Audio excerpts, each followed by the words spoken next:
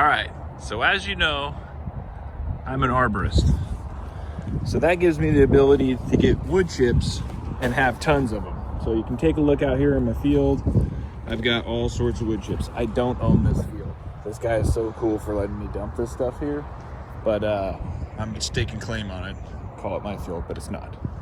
Anyway, what I've been doing, this new project, is I've been buying or collecting plants at wholesale, potting them. So I've got some variegated boxwood, some golden boxwood, some spruce trees, so just all sorts of stuff, all sorts of, just random different trees.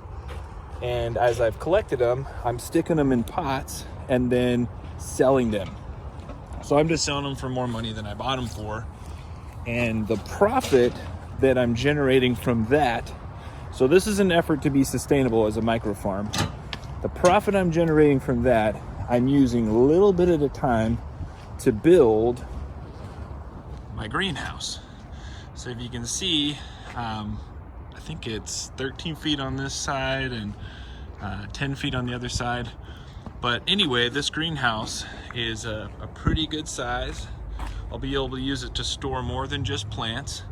But I've already got some of the boxes that we built in the past in here, but we're just getting everything finished up. But I'm using the profits from my plants to go directly into purchasing stuff for the greenhouse. And one of the specialties that I've found is bonsai. So if you take like a Japanese red pine, I look for ones that have a good branch structure, and this one's pretty nice because it already has some moss in the pot. Now, when it's repotted, you can turn this sideways and do pretty much anything you want. Just wire it the right way, and you can really do some cool stuff with it. Here's another one. But you can see I'm just picking some 5 to 7 year old trees, working on them a tiny bit and getting them ready to do them as bonsai trees. And the ones that I collect end up fetching a pretty good price when you sell them on the open market, because I just do it wholesale. So I sell a 5-year-old tree for maybe $30. And then of course I still build, beehives and other things like that. But as I build stuff and sell it, I use it to reinvest in the infrastructure and build something different with it. So that's all I was going to touch up on, is using microfarming.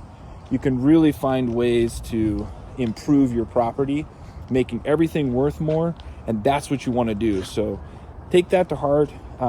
Don't get discouraged if you're starting to do something, whether it's growing chickens or whatever you're doing. Keep reinvesting in your property, and pretty soon, once we get this thing sheeted up, that's going to add $30,000 or $40,000 to my property, as long as you're building it correctly, obviously. But still, it's a huge upturn. And if I wanted to refinance, I would have that ability, which is pretty cool. So anyway, check in next time and we'll share what we're doing next.